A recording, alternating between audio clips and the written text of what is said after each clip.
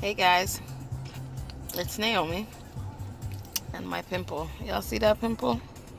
Or boil or whatever it is? It's just so gross.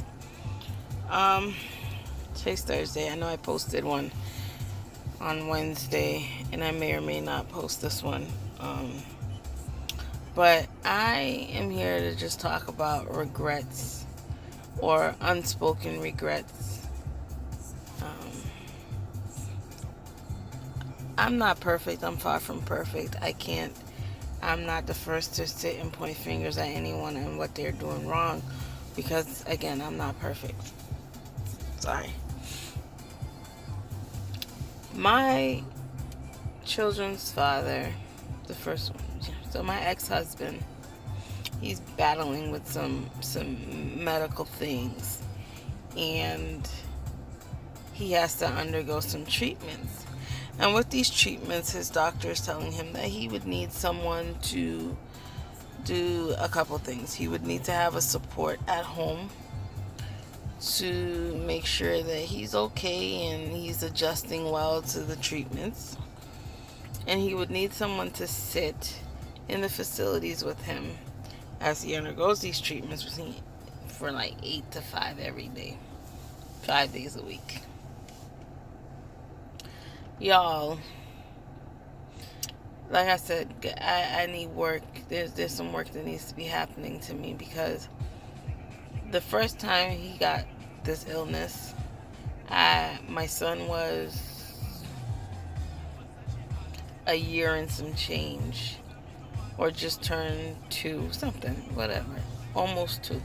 My son was almost 2, and almost 2 or almost 3. See, I don't even remember. Anyways, he was young enough, and I was in school. Um, I I was in school for cosmetology. I was a night student, so your program goes a little bit longer. Um, and I missed a significant amount of time in night school being the wife. And when I say being the wife, I was sitting in a hospital waiting room from the time you went into surgery, from the time before you went into surgery to the time you came out of surgery. I sat in your room, made sure things were okay, all day. This is an all day affair. My parents would watch my child for me as I sat and I did my wifely thing, because who wants to sit in a hospital room by themselves? It's not fun. And I did that. I did that because I was a wife. I was doing my duties as a wife. Um, when you came home, I had to go back to work. But the day you were discharged, there was a level of disrespect that came out your mouth because you were unclear of a lot of things. Mind you, this man, we lived as if we were roommates, not as husband and wife. His things in a corner, my things in a corner. I don't know where his anything was, and he doesn't know where any of my things was. So I couldn't be like, oh, go get this for me. You wouldn't know where to get it. And I remember, there's a lot of things that I can remember in this relationship. But I remember him asking for a new undershirt and some drawers. Sorry, it might get a little graphic. Not graphic, but personal. Because he just wanted to feel like something. So I just grabbed whatever I found. Because I can't tell you what's clean, what's dirty. I don't know your method of madness. So I grabbed what I grabbed. Let me tell you. The man was downright, oh, you don't know what to do. You don't know how to pick things for people. I asked you to get me something. You give me something with holes. How do I know the thing has holes in it? Why am I looking? I'm grabbing your stuff. I don't know what's clean, what's dirty, what looks like what. You didn't let me into that space. I had no I had no rights to be in that space. So I just grabbed whatever I grabbed. I took it, I swallowed it. Let me preface this and say this. When I met him, it was just supposed to be a fling. And it turned into just me wanting to be with someone at the end of the day, someone who actually liked me or I thought liked me. I was blinded by what I thought was love, but it was really lust. In a relationship that was supposed to just last a couple days, lasted a couple of years, with 2 children. There was more bad than there was good in this relationship. And because at some point I wasn't in church, I came back to church, and the church is all about the household and being married and, you know, stick it together. So I started to stick it together with someone who wasn't trying to stick it together. I was praying for someone who wasn't helping me pray, if that makes sense. You know what I mean? Not someone who I was with someone who wasn't fighting for it. I was the only one fighting for it. I was the only one just giving my all to it and trying to be that godly wife and giving them one more chance, one more chance. I remember people telling me, just one more time, Naomi, one more time, because there was times that I was giving up, and people like, Naomi, just one more time, you know, God and God and God, and mind you, I love God. I love God, and I love everything that God stands for. But when you are unequally yoked with someone, there's no way you're unequally yoked. You're just not. It's not going to taste right. It's not going to look right. Nothing about it is going to be right because you're unequally yoked. It's just not. It's just, it doesn't work. It didn't work. And it took a lot of tears for me to realize that this wasn't going to work. And it's not that it wasn't my faith in God. It was like, God, this ain't going to work. It's not. It's not going to work. And if I did, if at the end of the day I messed up by ending my marriage, then so be it. But it wasn't. The verbal abuse was there. There was never a physical abuse, but there was always verbal abuse. There was people. There was him doing things outside of our marriage. He had his people. And I'm trying to be that good Christian wife, trying to make things work. But at the end of the day, you didn't want me. You were looking for something. You got what you were looking for. And you just left. You were never in it. And when you got what you were looking for, you left it. Fast forward to that moment in the hospital where I'm sitting there and I'm trying to do the best, I'm taking everything in because a part of me is still trying to love this man, still trying to, trying to make it work, I was so into this man. I was so under his butt trying to love him. He was not even nowhere near loving me. Sitting in the hospital room, remembering I had this thing not going through. Like I opened his phone, and there's a message about hurry up and get better. I miss you. I'm at the hospital bed. I'm sitting in the hospital bed. Why are you telling my man to hurry up and get better? Because you miss him. Why are you texting this person? How does she know that you're in the hospital? Like I said, there was a lot of infidelities happening at the time on his part. And that was one of many. But again, I still tried to make things work. So when he came out the hospital and he got discharged, the level of disrespect that still came out of his mouth. And yet I still bent over backwards. Because, they said, pray, keep your man. And he got better, but he got worse. So he not healed in his sickness, but he got better. And yet I still went around behind him being that puppy, trying to make this relationship something that it never was, guys. When you realize that something isn't, leave it alone. No matter if you embarrass yourself or you embarrass a person, if it isn't, it isn't. Stop forcing it. I'm sorry. And I forced it. I forced it with 2 kids. I forced it. And so, I kept going with this relationship. I did keep going with this relationship. I got pregnant with my daughter in this relationship that wasn't supposed to be. And this, this is what this vlog is about, the realism, right? So this is a little personal, and I'll tell you why it became so personal. I got pregnant with my daughter, and the first thing this man said, mind you, he's in Haiti. This man was always in Haiti because he always needed a break. A break from where? You never hung out with your family. You did what you did. You came when you wanted. You left when you wanted. You never made any sacrifices for us. But you needed a break. So he got better enough to go to Haiti. I got pregnant. I got pregnant because, it was one more time, Naomi. Go on a date with your husband, Naomi. Do this with your husband, Naomi. It was always Naomi do this, Naomi do this. This man wasn't doing jack squat. So I got pregnant after I went on a date with my husband. Told him I was pregnant. And he said to me, oh, the child is still a germ, get rid of it. I told you I didn't want to get pregnant. Wow. It's not going to happen. I'm keeping my child. Whether you're in it or not, I'm keeping my child. And that was the beginning of the end of a relationship that wasn't. 8 months pregnant. I remember going to, there's other arguments in between this 8 months pregnant. This 8 months pregnant was the final straw. I was over a friend's house, and I had a conversation with his sister.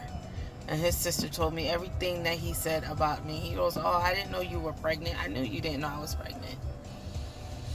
Oh, why did that happen? How did y'all let that happen? Oh, he calls me and he badmouths you all the time, saying you're this and you're that. How do you end up having another kid? Is what I told him at the time. I'm pregnant, so I had people helping me with my son. Oh, he's saying Noah's hanging out with this person, and that's his father. And I told her I didn't want to get pregnant today, and then tomorrow she's pregnant. She's pregnant with another man's child. This, that, and the third. The man ripped me a new one to his sister. And I remember him calling me. No, I remember texting him, and I said, if you are questioning paternity, the courts have this thing called a DNA test. You don't have to go and tell your sister how you feel. Just go to the court. Oh, the man did not like that answer. Oh, what are you talking about? And all kind of explicitness. Then I said, you know what? It's one thing when you talk me bad and when you put me bad. But when you put my kids in a situation to make me look like I'm doing something that I'm not doing, this ain't it. And what I've realized is people get offended and they get highly aggravated when they're doing something wrong. But because they don't want to admit what they're doing, they're going to turn the blame on you. And that was the day that I reclaimed my life. I reclaimed my time. I said, you have until 10 o'clock to get the rest of your stuff. It's raining. I left my child where I was, drove to the house. I packed up all his crap and I put it on the porch. And everyone's like, don't put him out, don't put him out. No, I'm putting you out. I'm done. Because hell has no fury like a woman scorned. And I was scorned. I'm scorched and I'm burning in fire. You gotta go. Because it's one thing for me, but when you add my kids and you make me seem and put me off as something that I'm not, you gotta go. You gotta go. I gave him till 10 o'clock. I remember going to Bible study. I gave him till 10 o'clock to leave my keys. There was 5% of me who was trying to give this man, in my heart, I was giving him the opportunity to fight for his family. And I said, no, he's going to fight for his family. 5% of me said he's going to fight. There was no fighting. There was no, I messed up, I'm wrong, please forgive me, let's work on it. There was none of that. He took all his stuff. There was no fighting. Which meant that you were really not part of this family.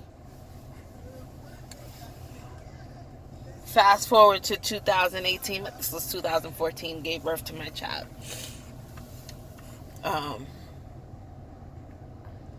2018, his sickness is back. And he's coming trying to be my friend. He's been trying to be my friend for a very long time, and I had to tell him we're not friends. We're not friends. We won't ever be friends. I gave my everything to someone who didn't need it. And now when there's someone trying to get my everything, and I'm just like, you can't have it, because what I gave to someone else stole. He stole it, and you can't give it back. I can't get that time back. And you can be the greatest man in the world, and I'm just like, no. Because I'm not going to let you do what this person did to me. I'm not going to do that. So here he is now. He's sick. And he needs all this help. And he's sitting here talking to my parents about how he's afraid of doing these treatments because he has no one to fall back on. There's no one to support him. But I was there. When I was there, you did not even look at me like a piece of dog, like a piece of trash on the floor. You bypassed me. Now Naomi's just such a good person. Naomi is this. All the accolades that you should have gave me as I was your wife. Now you're sitting here playing this pity party with my parents, and my parents are relaying this message with me, and I'm like, God, you still working in me because I don't care. That's what you get. You reap what you sown, because you sowed a lot of bad things in my life. A lot of bad things that I still have to work on. I'm good. I'm so good. Like I said, a man could come in here and give me the world. I'm waiting for you to take it away. Because of the setup. I'm annoyed. I'm annoyed, and I'm trying to figure out why I get to these ups and downs of my of happiness and sadness. And I've realized that one of the reasons why I'm just so upset is just that this is not where I should be. I shouldn't be a single mother of 3. But I am. So there's obviously something behind it. There's a message for it, but I can't see that message right now. Right now I'm seeing what I'm going through, and I'm dealing with what I'm going through with this man who, feels like today he's a father, tomorrow he's not.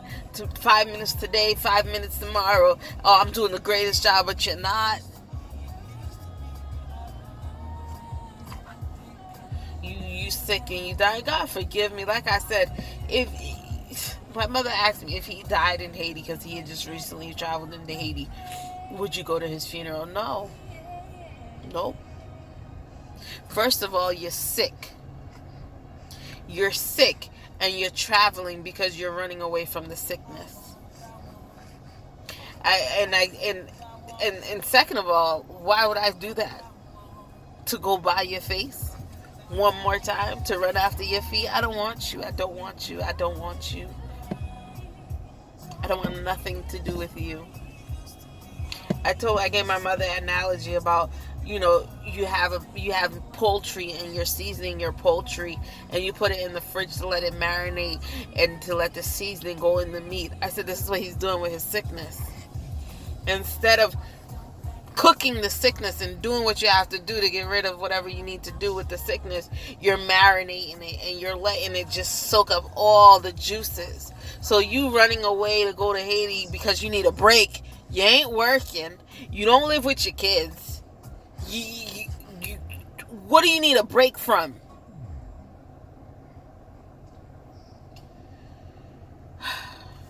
Y'all need to pray for me, because I'm right now, I'm just like, when you had her, she wasn't enough. And now I think you're waiting for me to open my mouth and say, sure, I'll come hang out with you for 8 hours a day. And, I'll put up with you and come and make sure that you're healed and stuff. I'm not there. No. I don't ask ill of you. I don't wish ill on you, but I'm good. I'm great. Thanks. Sorry, guys. Let me go handle Liana, who's waiting to get her diaper changed and eat and stuff. So like, comment, share, subscribe. Have a great day.